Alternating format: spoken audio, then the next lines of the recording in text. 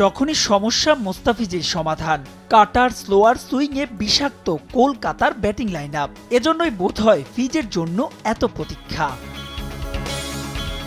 টি-20 বিশ্বকাপের জন্য যুক্তরাষ্ট্রের ভিসা প্রসেসিং সম্পন্ন করেই সিএসকে ডাগ আউটে। চিদাম্বরমের বধ্যভূমিতে দুর্বেদ্য মোস্তাফিজ। দ্বিতীয় ওভারেই এলেন বোলিংয়ে। প্রথম 3 বলে 2 রান, পরের বলেই 4। তবুও নিজের প্রথম ওভারে মোস্তা দিলেন মোটে 6 রান।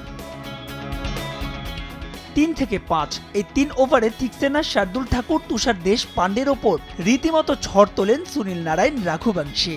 5 ওভারে স্কোরবোর্ডে জমা হয় সমান 50 রানের লাগাম টানতে পাওয়ার প্লে শেষ ওভারে ফিজেই ভরসা ঋতুরাজ গাইকোয়াদের। অধিনায়কে সে আস্থার প্রতিদান দিলেন মোটে 6 রান দিয়ে।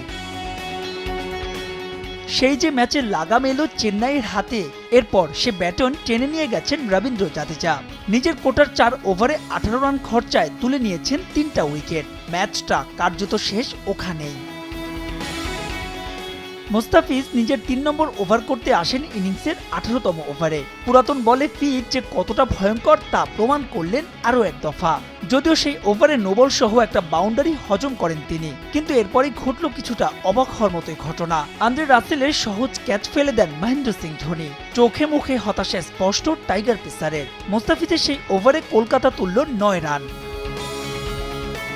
প্রথম 3 ওভারে উইকেট শূন্য ফিজ নিজের ভেলকি দেখালেন শেষ ওভারে। প্রথম বলে তুলে নেন ভয়ঙ্কর হয়ে ওঠা কেকেআর অধিনায়ক, দলের পক্ষে সর্বোচ্চ রান সংগ্রাহক শ্রেয়াস আইয়ারকে। তার ক্যাচ তালুবন্দী করেন রবীন্দ্র জাদেজা, যা আইপিএলে জাড্ডুর 100তম ক্যাচ।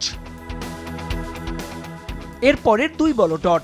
4 নম্বর বলে স্টার্ককে ফেরানোর সঙ্গে 9 উইকেট নিয়ে হারানো মাসনাদ অর্থাৎ পার্পেল ক্যাপও ফিরে পেলেন বাংলার মোস্তাফিজ। শেষ ওভারে মোটে 1 রান দেয় তার বোলিং ফিগার। 4 ওভার 16টা ডট, 22 রান, 2 উইকেট।